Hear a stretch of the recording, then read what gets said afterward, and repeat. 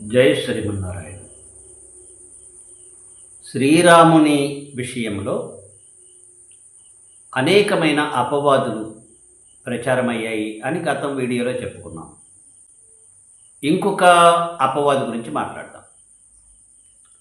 సీతాదేవిని నిండు చూలాలని శ్రీరాముడు అడవులకు పంపించేశాడు. సినిమాల్లో మనకు చూపించారు. మనకి ఉత్తరాఖండ్లో కూడా మనకు కనిపిస్తుంది.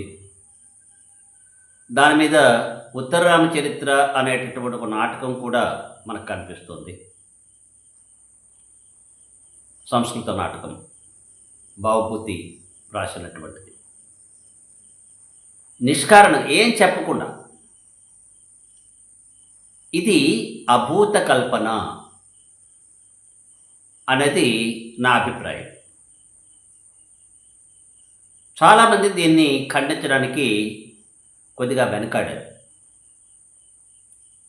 నాకైతే ఇది పూర్తిగా అవాస్తవమైనటువంటి అంశం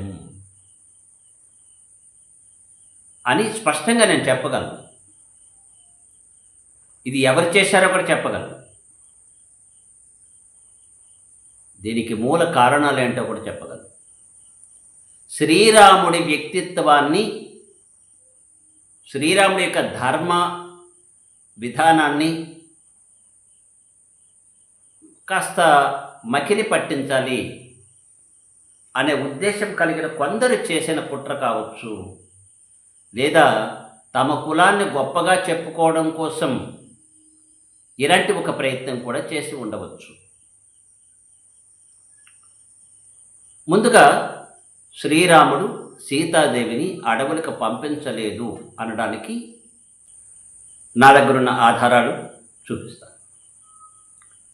ఏ రాజైనా సరే తన బంధువులు కావచ్చు, లేక బంధువులు కానివారు కావచ్చు, ఎవరినైనా సరే శిక్షించాలి అనుకుంటే ముందుగా రాజ్యసభలో దాని మీద విచారణ జరిపించాలి. వాళ్ళు చేసింది తప్ప ఒప్ప. శ్రీరాముడే స్వయంగా భరతుడికి ఉపదేశం చేస్తూ, కుశల ప్రశ్నలు వేస్తూ, నీవు చక్కగా నిర్ణయం చేసి నేరానికి తగినంత శిక్ష విధిస్తున్నావా లేదా? అంటే నేరానికి తగిన శిక్ష అంటే నేరానికి తక్కువ విధించకూడదు, ఎక్కువ విధించకూడదు అని అక్కడ వ్యాఖ్యానకర్తలు చెప్తారు. ఇది మనకి బాలకాండలో కనిపిస్తుంది. కశ్చిత్ సర్గాని 100వ సర్గ. ఎలా పరిపాలన చేయాలి రాజు, ఈ విషయాన్ని ఆ సర్గలో స్పష్టంగా శ్రీరాముడు భరతుడికి చెప్పాడు. ఇది ఒక అంశం. అంటే సీతాదేవిని అడవులకు పంపించాలి అంటే ముందుగా తాను విచారణ జరిపించాలి. ఇలాంటి ధర్మాలు తెలిసినటువంటి శ్రీరాముడు, మూర్తీభవించినటువంటి ధర్మమైన శ్రీరాముడు సీతాదేవిని అడవులకు పంపించాడు. అది విచారణ చేయకుండా లంకా నగరంలో అన్ని రోజులు ఉన్నటువంటి సీతాదేవిని తీసుకొచ్చి రాముడు ఏలుకుంటున్నాడు అని ప్రజలు ఎవరో అనుకుంటున్నారు. ఇది రామాయణంలో ఉన్న అంశం, సినిమాల అంశం కాదు. రామాయణంలో ఉన్న అంశం. ప్రజలు ఏదో అనుకుంటున్నారు, దానికి అంతగా విలువ ఇవ్వాల్సిన అవసరం లేదు అని గూఢచారులు చెబితే దాని మీద రాముడు స్పందించి సీతాదేవిని నిర్జనమైన అరణ్యంలో వదిలేసి రమ్మన్నాడు ఆయన. ఇది చాలా దారుణమైన అంశం కదా. పైగా అప్పటికి నిండు చూలాలు. ఇది జరిగి ఎంతకాలం అయి ఉంటుంది అంటే రాముడు పట్టాభిషేకం అయిన తర్వాత ఎంతకాలానికి ఇలాంటిది వచ్చింది అపవాదు? యుద్ధకాండలో రాముడు 11,000 సంవత్సరాలు అయోధ్య నగరాన్ని పరిపాలించినట్టుగా కనిపిస్తుంది. అంటే 11,000 సంవత్సరాల తర్వాత వచ్చిందా ఈ అపవాదు, లేక ముందు వచ్చిందా? ఒకవేళ ముందు వచ్చినట్టయితే సీతాదేవి లేకుండానే రాముడు పరిపాలన చేశాడా?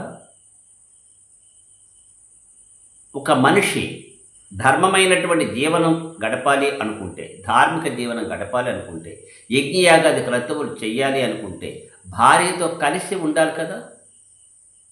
మరి అప్పుడు సీతాదేవి లేకుండా రాముడు ఎలా చేశాడు? ఇలాంటి ప్రశ్నలు అనేకం మనకి ఉద్భవిస్తే, ఆలోచిస్తే, ఒకవేళ జరిగి ఉంటే 11,000 సంవత్సరాల తరువాత జరిగి ఉండాలి. అంటే అప్పటి వరకు సంతానం కలగలేదా? ఇక రాముడి పరిపాలన ఎలా ఉన్నది అంటే, ప్రజల్లో ఎటువంటి రాముడు పరిపాలించగా ప్రజల యొక్క జీవన విధానం ఎలా ఉంది అంటే, కుత్సిత విధానం లేదు, ఈర్ష్య అసూయలు లేవు, అపవాదులు వేసుకునేవారు కాదు, జ్వరము లేదు, చాలా చాలా చెప్పారు. రాముడు పరిపాలించగా ప్రజలందరూ ధర్మమైనటి వాళ్ళ మార్గంలో జీవించారు. అలాంటి ప్రజలు సీతాదేవి విషయంలో కొన్ని రోజులు లంకానగరంలో ఉన్నంత మాత్రాన, పైగా అగ్నిపునీత అయినటువంటి సీతాదేవి మీద అపవాదులు వేశారా? ఇలా వేశారు అని నువ్వు చెప్పినట్టయితే శ్రీరాముడి పరిపాలన మీదే మీరు అపవాదు వేసిన వాళ్ళు అవుతున్నారు. అంతేకాదు, శ్రీరాముని పరిపాలనలో ఉన్న ప్రజల మీద అపవాదులు వేస్తున్నారు. అయితే మరి సీతాదేవిని అడవులకి పంపించడం జరిగిందా లేదా అంటే, నేనైతే అనడం అది జరగలేదు అని అంటాను. సీతారాములు ఇద్దరూ కూడా వాళ్ళ అవతార పరిసమాప్తి వరకు కలిసి జీవించారు. అంటే ఉత్తరాఖండ మనకి ప్రమాణం కాదు అని చెప్తున్నారు పెద్దలు చాలామంది. ఎందుకు అంటే, ఉత్తరాఖండలో ఇలాంటి ప్రక్షిప్తాలు చాలా ఎక్కువ ఉన్నాయి.